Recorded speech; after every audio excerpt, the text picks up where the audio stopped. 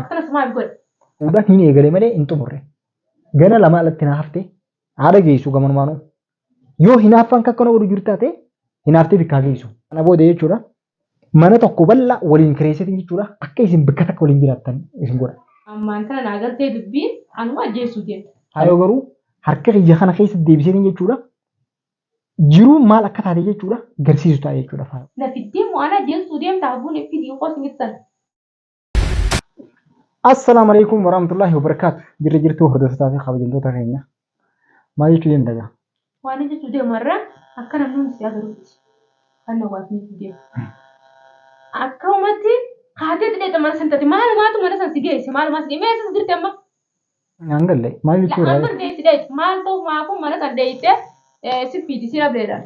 Mana kiyyamu. Mana kiyyamu. Egaa mana keetti duraatu weessu kaajee. Jechuun tokkoffaa ati isin haariini. Ani isin maal na jette turte yeroo san jechuudha. Guyyaa san dura naman na yaamee waliin dhayne walitti araaramuudhaaf kan beekta waa'ee isii kana mashaakila kan beekta. Duraan waan jettee jirte Oromoon beekta namni jaartii lama oduun yookaan dubbiin irraan cinne jetti. Nageen harkannee duuda tokkoon gachiiseen bulu jetti Oromoon beekta namni jaartii lamaati. Akkanas maal godhe? Akkamitti? Hayya Si fuudhuma. Na fuudhoo osoo hin ta'in ati maalumaatu hayyee osoo namni simatti hin jiraanne namni kaayyoo araarama barbaade nama fudhatee nama dhaqa. Yoo araarama barbaadu baatee garuu ulee fudhatuu dhaqe kophaa nama dhaqa. Yookaan isi tumta yookaan isi tumamta. Maaliif kunuunti ta'a? Ati maaliif mana itti dheedhame? Laa amma leelloo waa'ee siidhaa yoo dubbanne yookaan dubbannu ta'e isi gurra godhu taati maaliif akkana isin jechuu barbaade? Halas ani yaanne mana keessaan taa'u jira. Ilmoon ulaan raabantee tuan mana keessa taa'u jira. Isiin ammoo na bilbiltee turte beektaa. Hogguu na bilbiltuu leelloo wajjin an tana dura maal jedheen gaafadhee mana bikka lama kiraa kafa dula bikkuma takka gallaan jeen. Maal naan jette niin araaramaa jennaan isiin araarama na gaafannaan waan akkasii dhiyeesseef jechuudha. Guyyaa duraan hiddee guyyaa lammaffaa immoo waan bilbiltee harkaan guutuu natti. Jechuun isiitu na fuudhu deema seetee hogguu isiin fiitii qoostu latti kaa bakka biratti hin kaballu asuma teenya hogguu isiin singittan ati dhugaa seeteetuma na fiddee mo'ana jeesuu deemta hogguun fiitii qoostu singittan. Xayyif ani si geessuuf miti. Amma kophaatti kiyaan dhaqan siin jee. Kophaa ta'ee qubanniin agara ijaaniin agaraa bara kophaa ta'ee. Nama jira ture faayoon akkana ifii gooti jeeti jaatu. Tokkoffaa nama tokko na wayisuu jira faayoo jechuudha. Namootaniititu isii tana ijaaree jechuudha akkamitti sirra fuudhaa akkamitti maal faayoo nama akkanaan qabdu. Lola gaadhuwatti namni dhalaa tokko eegaan irratti eegaan jechuun naaf itti wal dhufne booda hinaaffaan numa jirti. Garuu immoo ammaan tana haalee akkasitti ableen na fiidee waan hin taane hedduu dubbachuun barbaanne akkasuma. Waa hedduu dubbachuun barbaanne namni kun maaliif yaada maaliif sammuu namaa kanne eeganii fi dhalaan kane ati dhalaa kasi quba qabaatu taate maaliif dhufte mee bakka mudatti kana qofa naaf himi maa sababnuun maanuus mana isiitti geesse maaliif? Mana isiitti geesse qofa naaf himi bara an jechuun giseen fiidura kagaru bakka hedduu rifadhee hedduu mataan kun na wareereetiin bar fiigaa dhufe viidiyoo siin gadi faggoon argu akkamitti taafun ati dhiira fidattee dhuftu. San duraa siin jee bar guyyaa lama bakka ambiisii ta'eetiin jira. Guyyaa lama guyyaa gaafa kan dalagaara na baaftee ni beekta. Guyyaa kan ammoo anaafisii waliin barbaadaa turte san duraa ammoo si tumte. Namni gartee silaa dhufe sanis ankalillee jechuudha. Maaliif guyyaa san duraa mucaan tokko kan ifee mana kana dhufe jechuudha osoo isuma iyyaamee ture garuu immoo sibiilaan firaa qaba ture. Laa hogguun as firraa qabu harka kana keessatti qishuma jirti malee wantiidhaan ati sibiilli bakka biroon harkanne garuu harkuma kana natti dargana jiran. Quba kana lameen gidduu akka natti jirti. Amma jechuudha anna guyyaa ati isitti sibiilaan fiitu sanis biyya sanis viidiyoo kan argeetumaan raajuu miidhumaan bira dhaqatee amma sibiila adda addaatiin kan deemuu fiti. Tayyib yaahi ana mana dhagee leello dhugumatti maan tana halas dogoggora guddaa qabda raajuu dheengaddaa siniin argaa ati maaliif akkana hunda gootamee dhuguma rabbiisan yoo adeemnu taate ati badii guddoo qabdaa badii kun ganda bara. Ati sinirra murteessee badii. Sirra murteessee gaa akkamitti Animma atimma alhamdulillah je khadin fi khare nan da ban sisin sin. Baraka jechuun afaan gaarii natti haasaa turte sandura hedduu ajjaasaa ture idoon isiin kaameeraa awwaalattee jirti an quban qabu. Mana hogguu manuma hogguu manuma hiyyuu nan dhaqe khalaas isin abadan kaameeraa kaatee tun viidiyoo manarraa waraabdi.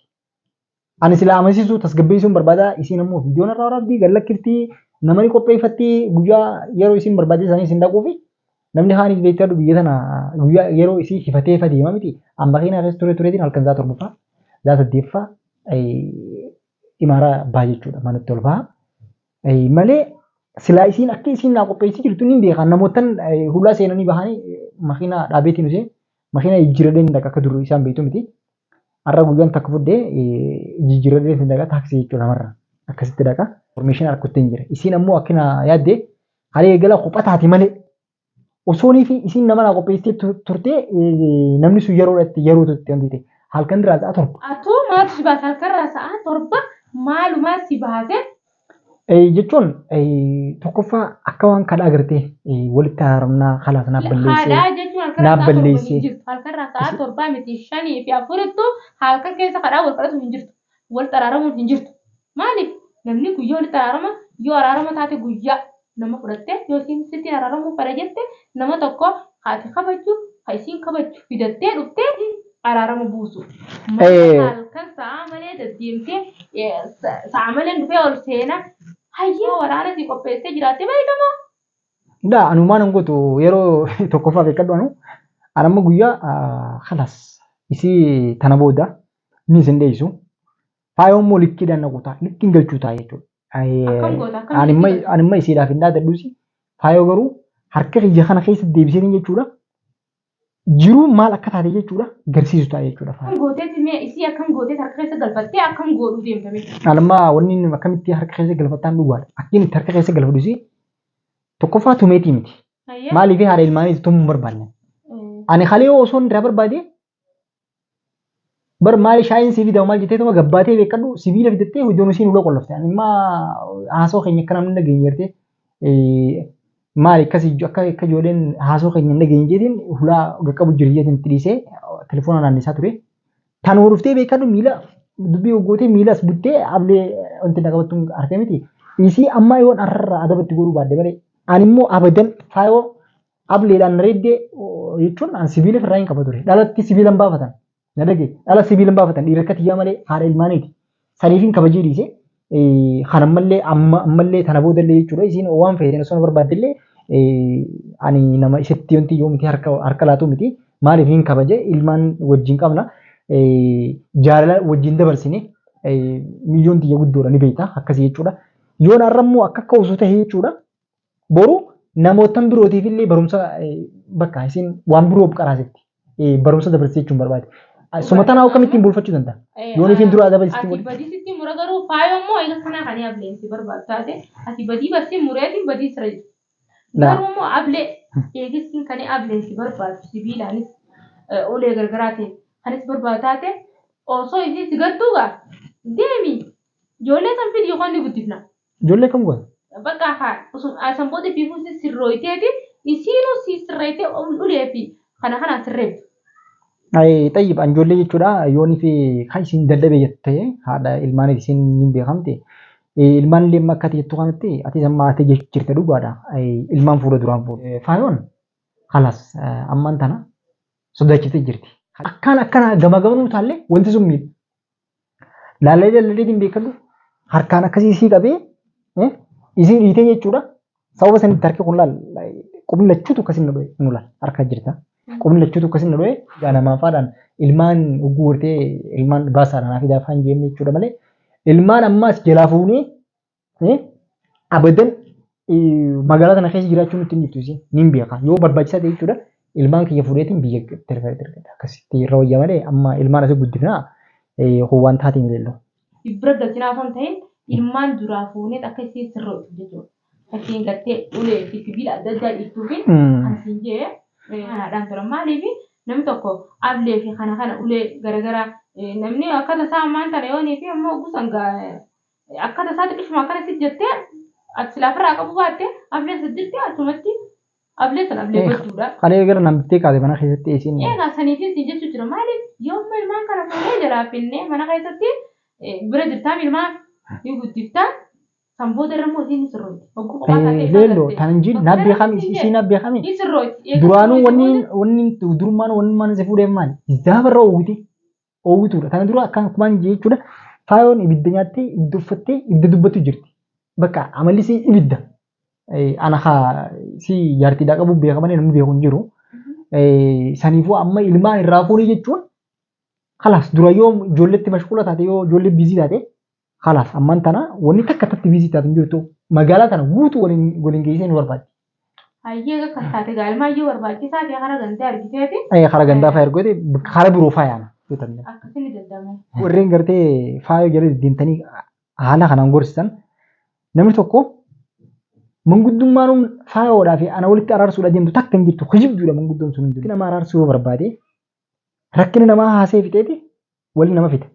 Osoo rakkina faayoo rakkina akka qabdi raajuu rakkina akkamiitu alabbaasee je'ee osoo hin laaliin dubbii teenya fidaniituma ani bara hogguun dhaqeesi kabajaa isaaniitiif hin dhaqa harkumaa walii horee hogguun guyyaa rabbii hogguun dhaqee harkumaa walii horee. Haala sanitti jechuudha yoo yaadan ta'e jechuudha namoonni akkasii yaadu jiraate jechuudha.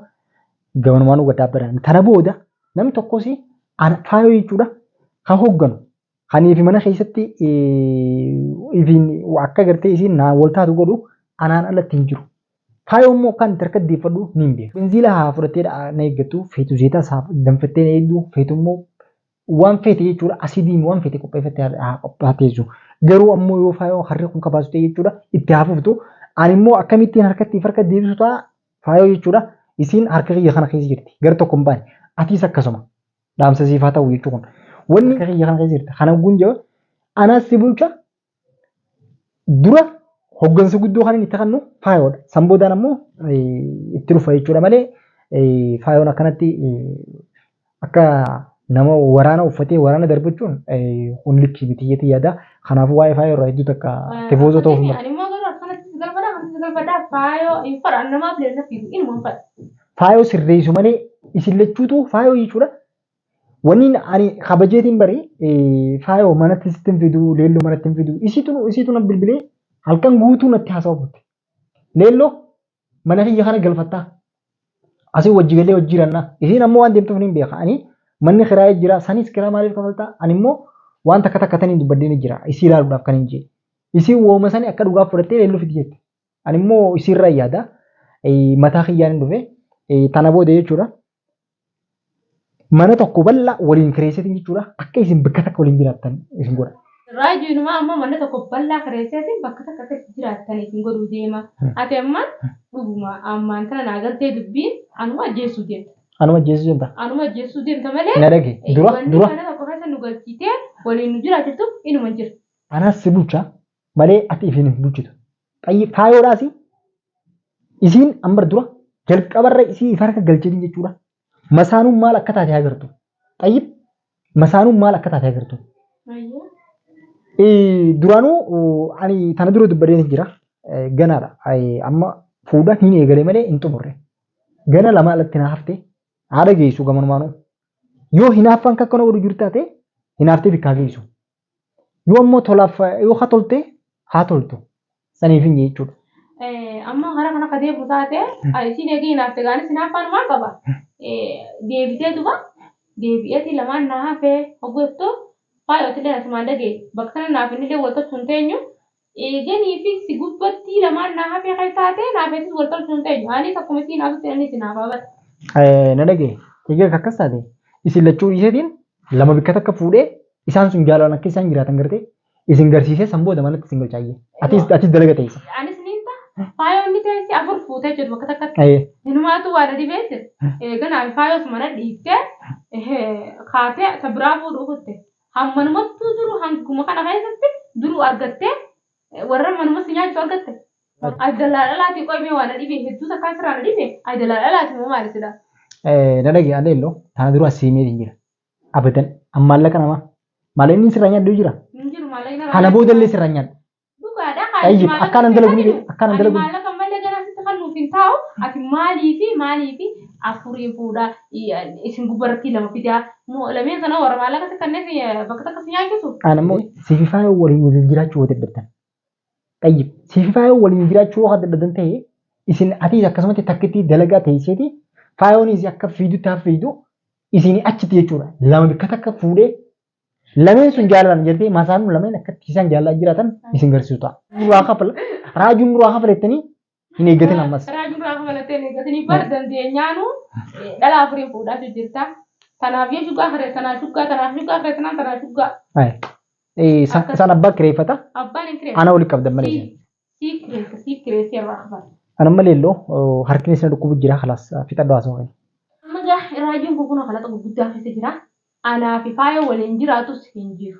Leesh waliin jiran. Naasi bulcha moo sinna bulcha. Hin jiru kun hundinuu hin jiru. Na dhageeffadhu leelloo. Naasi bulcha moo sinna bulcha. Hanganuma kalaas kanumaafis yaame nageetti. Akkas gaa dooktaa fayyitoota keenya noogaa raajuu waan akkanarra jira. Assalaamu alaikum warahmatullahi wabarakatuh.